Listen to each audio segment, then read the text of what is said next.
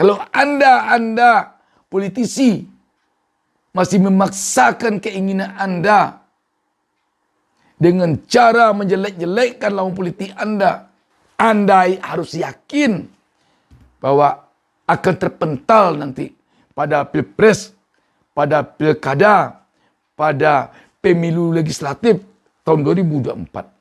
Rakyat sekarang ini sudah sangat muak oleh jargon-jargon yang hanya kelihatannya untuk kepentingan politik pragmatis.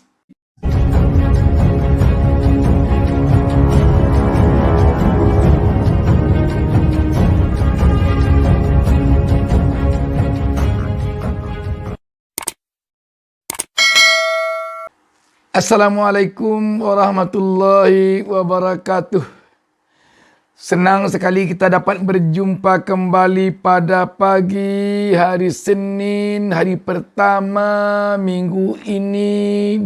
Saya ingin mengajak pemirsa, mari kita bermohon kepada Allah Subhanahu wa taala, Tuhan Yang Maha Esa. Semoga kita seluruh pemirsa selalu diberikan keberkahan hidup oleh Allah Subhanahu wa taala, Tuhan Yang Maha Esa. Dan semoga kita diberinya petunjuk ke jalan yang benar. Sahabat BN, ada sebuah kejutan terhadap fenomena Anies Baswedan di negeri ini sekarang. Baru saja relawan lintas agama yang mendeklarasikan diri mendukung Anies. Kenapa ini sampai terjadi? Apa latar belakangnya? Mari kita baca sebuah berita tentang hal ini. Wartaekonomi.co.id menurunkan berita di bawah judul "Muak dengan jargon Aku Pancasila dan Kamu Khilafah. Tokoh pendidikan mantap dukung Anies. _2. Narasi intoleran itu pembodohan bangsa." Berita ini hari Senin ini tanggal 5 Desember 2022 pukul 7.42 WIB pagi ini. Warta Ekonomi Jakarta. Sukarelawan yang mengatasnamakan Laskar Angkatan Muda Anies Baswedan atau dalam kurung Laskar Aman melakukan deklarasi mendukung Anies Baswedan maju sebagai Capres 2024. Laskar Aman terdiri dari tokoh pendidikan dan lintas agama, antara lain Ahmad Rizali sebagai Dewan Pakar, Ervanus Tau sebagai Ketua, Indra Kasmiaji selaku juru bicara atau jubir. Indra Kasmiaji dikenal sebagai praktisi dan pengamat pendidikan Indonesia yang sangat kritis. Dia mengatakan bahwa deklarasi tersebut sebagai bentuk dukungan masyarakat lintas agama dan tokoh pendidikan terhadap Anies Baswedan untuk maju sebagai capres di Pilpres 2024. Relawan Laskar Aman ini merupakan organik dan bukan bayaran. Dukungan kepada Anies Baswedan sebagai bentuk kecintaan kepada Ibu Pertiwi, tegas Indra di sela-sela deklarasi dukungan kepada Anies Baswedan di Jakarta Minggu 4 Desember kemarin. Sukarelawan Laskar Aman menilai Anies merupakan sosok yang tepat menjadi presiden untuk semua agama dan semua warga Indonesia. Hal ini telah terbukti selama 5 tahun menjadi gubernur DKI Jakarta. Indra menegaskan hadirnya Laskar Aman ingin menjadikan Indonesia negara aman dan bebas dari isu negara khilafah, upaya islamisasi ataupun kristenisasi yang selalu digulirkan dan menyebabkan kelompok tertentu mendapat perlakuan berbeda dan terintimidasi. Pada dasarnya kami sudah muak dengan narasi perpecahan dengan politik dengan jargon Aku Pancasila dan Kamu Khilafah. Mereka ini saudara-saudara kita juga. Sementara mereka mempunyai pandangan berbeda. Mungkin enggak seperti yang digembar-gemborkan, tutur Indra. Dikatakan Indra, Anies yang selalu dikaitkan dengan kelompok intoleran ternyata tidak terbukti selama 5 tahun menjadi gubernur DKI Jakarta. Ketakutan yang disebabkan selama ini bahwa Jakarta akan menjadi provinsi syariah atau pengusung negara khilafah tidak terbukti. Masa Anies melakukan berbagai macam terobosan, memberikan rasa aman dan kebebasan untuk semua agama, tuturnya. Indra menjelaskan, selama Jakarta dipimpin Anies, izin pendirian rumah ibadah yang sulit didapat dan telah menunggu puluhan tahun dikeluarkan oleh Anies. Selain memberikan izin mendirikan bangunan atau IMB, pemerintah Provinsi DKI Jakarta pada masa kepemimpinan Anies Baswedan juga menyalurkan bantuan sosial melalui dana hibah, bantuan operasional tempat ibadah, BOTI, untuk semua agama. Jadi, kata Indra, apa yang ditakutkan tidak terjadi. Tingkat kohesivitas alias tidak ada polarisasi sangat tinggi. Ini kajiannya dari Nanyang Technical University, Singapura. Bukan abal-abal. Dan pembangunan rumah ibadah semua yang selama ini kesulitan mendapatkan IMB-nya, tetapi selama Anies menjabat sebagai gubernur, justru terjadi, jelasnya. Sahabat BN, seperti kita singgung di awal perbincangan kita tadi, memang kita lihat sekarang Anies Baswedan merupakan tokoh fenomenal yang muncul ketika negara kita, ketika bangsa kita sangat memerlukan sosok seorang tokoh seperti Anies. Antara lain, tokoh yang tidak arogan, tokoh yang tidak mementingkan satu agama saja, dan tokoh yang tidak pula menekan salah satu agama, dan tokoh yang ingin terjadi toleransi kerukunan hidup umat beragama, kerukunan hidup antar umat beragama, kerukunan hidup antar umat seagama. Itu yang terlihat dari Anies. Dan Anies juga kelihatan tokoh yang dibutuhkan rakyat, karena rakyat sekarang ini sangat membutuhkan keadilan dalam segi hukum, dan rakyat sangat membutuhkan saat ini adalah kebangkitan ekonomi yang berkeadilan. Ekonomi yang berkeadilan tentu ekonomi yang bisa dinikmati oleh seluruh warga masyarakat tanpa terkecuali. Dan selama Anies menjadi gubernur di DKI Jakarta, seperti dikatakan tadi, memang semua itu tadi telah dapat dibuktikan oleh Anies. Toleransi umat beragama, kebangkitan ekonomi yang berkeadilan, tampak sekali telah berhasil diterapkan Anies. Berkali-kali saya sebutkan satu hal yang kelihatannya mungkin sepele tetapi sangat besar artinya bagi rakyat adalah dengan adanya angkot gratis bagi siapa saja rakyat yang bepergian di Jakarta, yang namanya adalah Jaklingko. Kelihatannya kan angkot cuman, tetapi ini sangat besar artinya bagi rakyat, terutama tentu rakyat kecil. Demikian juga hal kecil lagi yang mungkin selama ini dianggap sepele oleh banyak orang.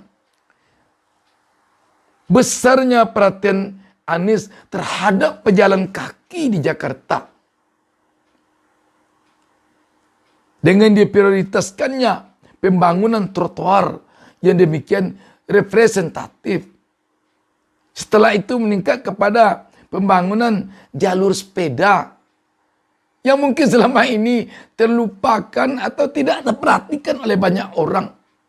Bahwa jalur sepeda itu kelihatannya kecil, tetapi dampaknya kepada rakyat besar sekali.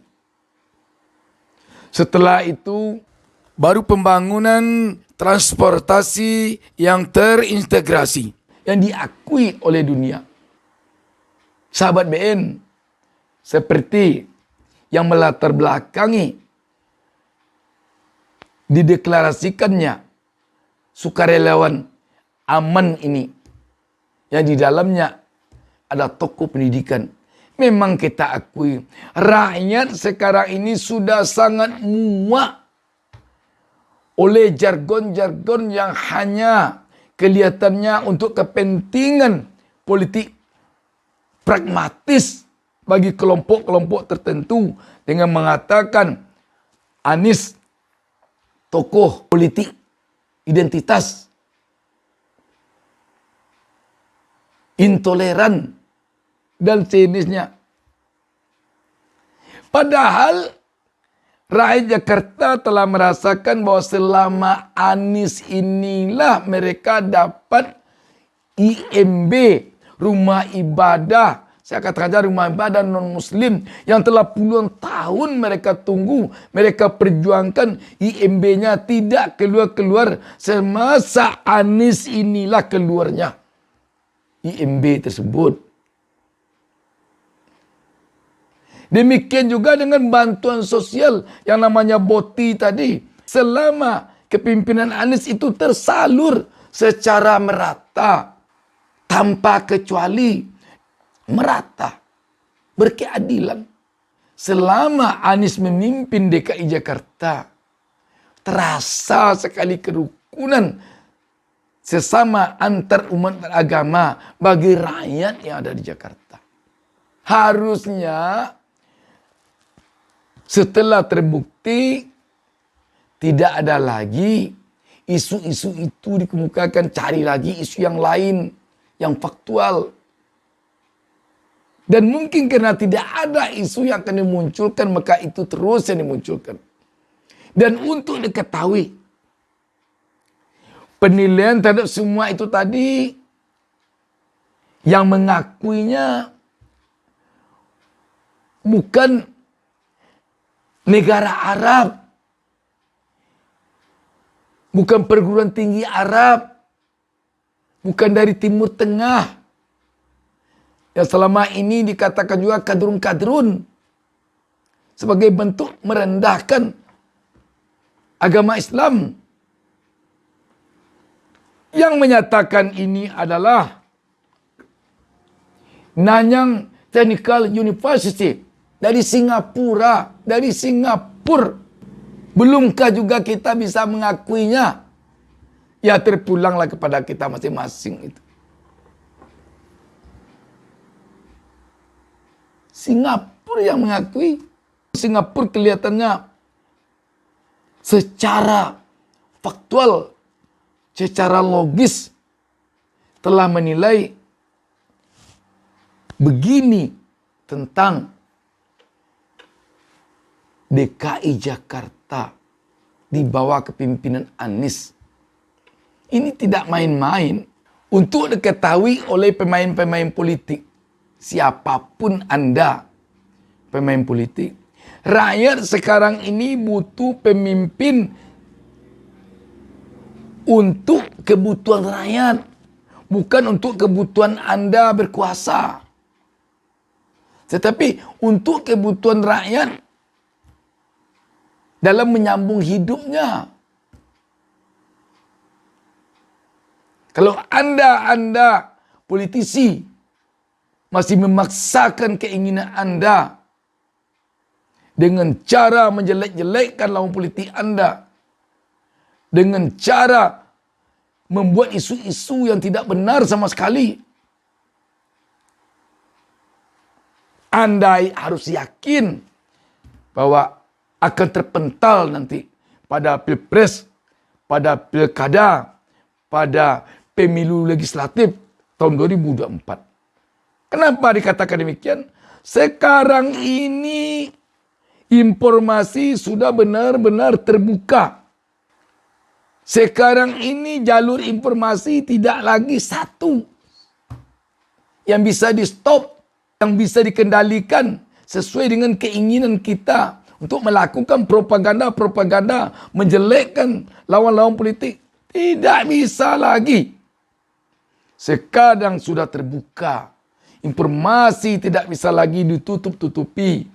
Siapa yang menutup informasi dan menindihnya dengan informasi yang disenanginya, nanti akan terbongkar sendiri.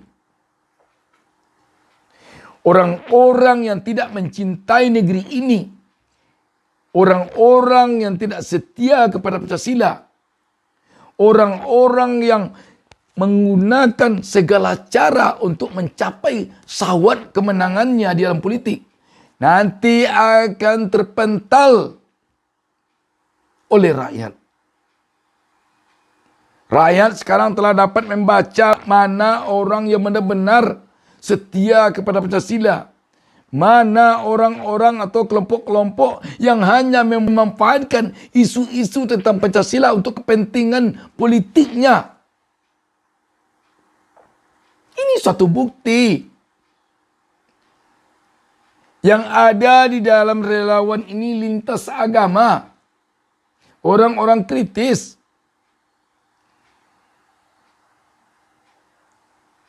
Sahabat BN, mari kita cintai bangsa dan negara ini dengan tulus, dengan ikhlas. Tanpa hanya semata-mata mengedepankan nafsu syahwat kekuasaan belaka. Rakyat sudah sangat jenuh dengan kelompok-kelompok yang hanya mengedepankan nafsu syahwatnya saja untuk berkuasa. Tidak peduli dengan kehidupan rakyat. Tidak peduli dengan kerukunan rakyat. Tidak peduli dengan keinginan rakyat untuk sejahtera, untuk tenang, untuk rukun, untuk damai. Rakyat sudah sangat muak dengan itu, seperti muak yang dikatakan oleh para deklarator yang ada di dalam relawan aman ini.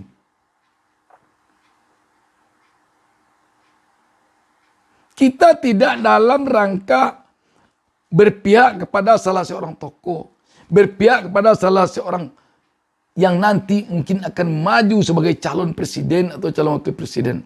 Kita hanya berpihak kepada niat baik seseorang untuk bangsa ini, yang mana rakyat sekarang sudah lelah oleh hingar-bingar, oleh ribut-ribut, oleh kisru-kisru berkepanjangan, oleh orang-orang, oleh para politisi yang punya nafsu syahwat yang tidak terkendali itu. Harusnya Anda para politisi yang Anda tentu menyadarinya bahwa Anda berupaya melakukan berbagai hal untuk memenuhi nafsu syahwat politik Anda. Harusnya Anda malu kepada rakyat. Berakyat di era ini tidak sama lagi dengan rakyat di era tahun 80-an.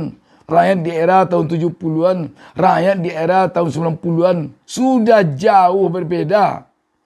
Rakyat saat ini telah benar-benar mudah mengetahui informasi. Kalau di era tahun 90-an, di era tahun 80-an dan 70-an, rakyat berpegang pada prinsipnya, terserahlah siapapun presiden, siapapun gubernur, siapapun bupati, siapapun camat, siapapun kepala desa, kita yang rakyat akan begini juga, nasib kita tak akan berubah. Itu dulu prinsip rakyat di tahun 70-an, 80-an, 90-an. Karena waktu itu memang siapapun jadi bupati, rakyat yang mencangkul juga. Siapapun jadi gubernur, rakyat yang ke sawah juga. Tidak pun berganti-ganti Presiden Soeharto dulu. Yang rakyat, yang dagang juga. Tetapi sekarang rakyat telah menyadari kalau pemimpinnya tidak mencintai rakyatnya, kalau pemimpinnya lain kata dengan perbuatannya, dampaknya dirasakan langsung oleh rakyat. Seperti dampak kepada ekonomi. Kalau hancur ekonomi di bawah kepemimpinan seorang pemimpin, maka rakyat akan merasakan sulitnya hidup. Kalau hancur pendidikan selama seseorang menjadi pemimpin, maka rakyat akan merasakan bagaimana anak-anaknya tidak berkualitas jika dia tamat dari pendidikannya. Dia tamat SMA tapi perilakunya, wataknya, kemampuan berpikirnya sama dengan tamat SMP, sama dengan tamat SD. Kalau itu yang terjadi, rakyat merasakan. Demikian juga di segi lain. Kalau hukum mundur pada kepemimpinan seseorang pemimpin, rakyat langsung merasakan bahwa mereka tidak mendapatkan keadilan. Kalau di era tahun 70-an, 80-an, 90-an, rakyat kurang merasakan itu. Kenapa? Karena rakyat disibukkan oleh ekonomi semata. Rakyat telah senang di ekonomi. Sehingga rakyat lupa dengan hal lain. Yang ribut di era tahun 90-an, 70-an, 80-an itu adalah orang-orang politik. Para elit-elit yang rakyat biasa tidak merasakan. Mereka hidupnya terasa nyaman. Karena mereka boleh dikatakan sejahtera di bidang ekonomi. Tetapi semenjak era reformasi tidak begitu lagi. Kalau pemimpinnya gagal di bidang ekonomi misalnya, dia merasakan sakitnya mencari hidup. Kalau pemimpinnya gagal di bidang hukum misalnya, dia merasakan sakitnya mencari keadilan. Kalau pemimpinnya gagal di bidang demokrasi misalnya, dia merasakan sakitnya mereka di dalam menyampaikan aspirasinya. Jadi sebenarnya sekarang ini kalau ada yang berani muncul, mencoba menyaingi Anies, tetapi dengan cara-cara yang fair, silakan, rakyat akan milih yang lebih bagus dari Anies. Yakin kita. Tapi tunjukkan kinerja, tunjukkan rekam jejak, tunjukkan siapa dia di tengah-tengah publik. Tapi kalau tidak mampu menunjukkan rekam jejak, tidak mampu menunjukkan kepada rakyat siapa dia, rakyat tidak akan terpengaruh. Coba kita lihat waktu Anies berkunjung ke Medan tidak ada persoalan sama sekali karena baru. Mungkin banyak yang tidak yakin bahwa rakyat akan demikian antusias menyambut Anies. Sebab Anies selama ini hanya gubernur DKI. Dan mungkin juga masih dalam gelora kegembiraan karena dianggap Anies telah kehilangan panggung. Tetapi ketika Anies pergi ke Ciamis telah mulai ada kerisauan, ada kegalauan. Maka muncullah spanduk-spanduk penolakan kepada Anies. Ketika Anies pergi ke Aceh, tambah lagi. Ada malah yang angkat-angkat spanduk. Ada malah yang melakukan hal-hal yang sifatnya seperti ingin menggagalkan acara Anies di sana. Dan demikian juga seterusnya. Jadi sekarang ini sebaiknya kalau ada yang ingin muncul menandingi Anies, menyaingi Anies, maju saja secara fair. Kalau Anies kelebihannya di sana, saya kelebihan saya di sini. Itu yang fair, itu yang demokrasi. Tunjukkan kelebihan Anda kepada rakyat yang akan memilih Anda. Yakinkan rakyat dengan siapa Anda. Apa rekam jejak Anda. Kalau rakyat sudah yakin, Anda tidak perlu bawa sembako. Anda tidak perlu bawa amplop. Bahkan sembako untuk rumah Anda mungkin akan dicarikan oleh rakyat. Amplop untuk Anda pergi keliling Indonesia mungkin akan dikasih oleh rakyat. Kalau memang rakyat percaya kepada Anda. Semoga bangsa ini ke depan semakin baik. Dan semoga yang memimpin Indonesia ini ke depan memang hendaknya memang orang baik. Dan mari kita seluruh bangsa Indonesia, seluruh rakyat Indonesia berniat untuk mencari, untuk mendukung, untuk memilih pemimpin yang baik. Baik tutur katanya, baik pil perangainya, baik kepribadiannya, baik hatinya, baik rekam jejaknya. Demikian, wassalamualaikum warahmatullahi wabarakatuh.